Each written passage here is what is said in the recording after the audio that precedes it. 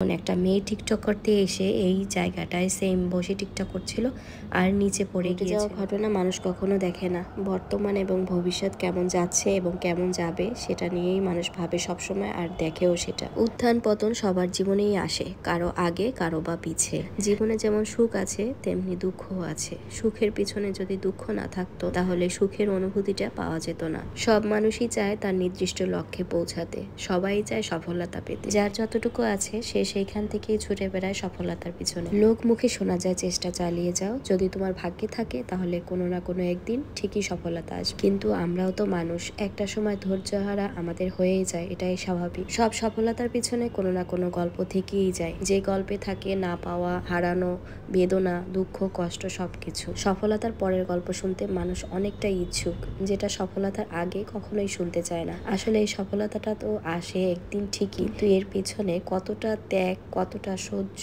কতটা ধৈর্য ধরতে হয় সেটা একমাত্র সেই বোঝে। মানুষের জীবন থেকে কখনোই কোনো কিছু বোঝা যায় না যতদিন পর্যন্ত নিজের জীবনে না ঘটে। বলতে বলতে অনেক কথাই বলে ফেললাম।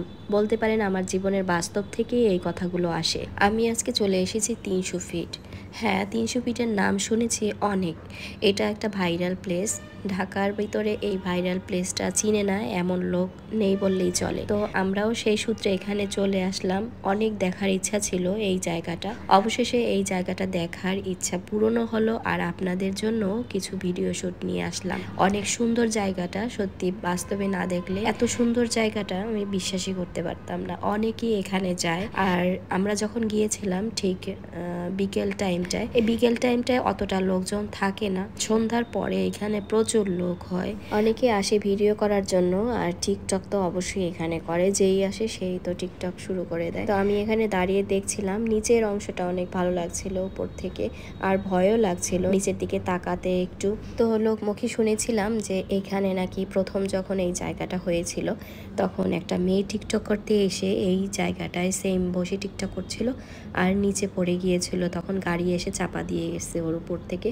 তো ওইটা শোনার পরে আরও একটু বেশ ভয় ভয় লাগতেছিল। এই জায়গাটায় অন্যান্য দর্শনীয় স্থানের মতো এখানেও ডিএসএলআর ক্যামেরা নিয়ে দু একজন থাকে যে ওদের কাছ থেকে ছবি তুলে নেবার জন্য, বাট আমাদের তো প্রয়োজন হয়নি, সেজন্য আমরা আর ছবি তুলিনি। অনেকেই দেখছি এখানে এসে ওই ডিএসএলআর ক্যামেরা দিয়ে ছবি তুলছিল। এটাও এক ধরনের বিজনেস বলতে পারেন, যেহেতু এই জায়গাটায় সবাই আসে দেখার জন্য, তো দুই একটা ছবি তুলে নেয় এই আর কি। এই সময়ের থেকে সন্ধ্যার পরের দৃশ্যটা আরো অনেক সুন্দর। আমি বেশ অনেকটা সময় ছিলাম সন্ধ্যার পরেও। এখানে আসার পরে আমার মনে হচ্ছিল আমরা কোনো একটা আলাদা কান্ট্রিতে আছি। তো এখানে ঘুরতে ঘুরতে সন্ধ্যা সন্ধ্যা একটু ভাব হয়ে আসছে, যার কারণে গাড়ির লাইট গুলো বোঝা যাচ্ছে একটু একটু করে। তো একটু পরেই লাইট অন করে দেওয়া হবে। 300 ফিট মূলত ভাইরাল প্লেস বলেই সবার পরিচিত। তো আমরা দেখতে দেখতে অলরেডি এক সাইডের লাইট অন করে দেওয়া হয়েছে, আর একটু পরে দুই সাইডের লাইট যখন অন করে দেওয়া হবে তখন আরো ভালো লাগবে। আমি মূলত প্রত্যেকটা ভিডিও চেষ্টা করি আপনাদের ভালো লাগার মতো কিছু দেওয়ার জন্য।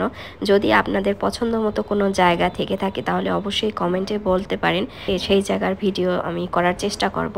আমার দিক থেকে, আমার পজিশন থেকে আমার যতটুকু করণীয় আমি ঠিক ততটাই চেষ্টা করি। তবে আপনারাও আমার এখন একটা ফ্যামিলির মতো হয়ে গেছেন। আপনাদের মতামতের মূল্য আমার কাছে অনেক বেশি।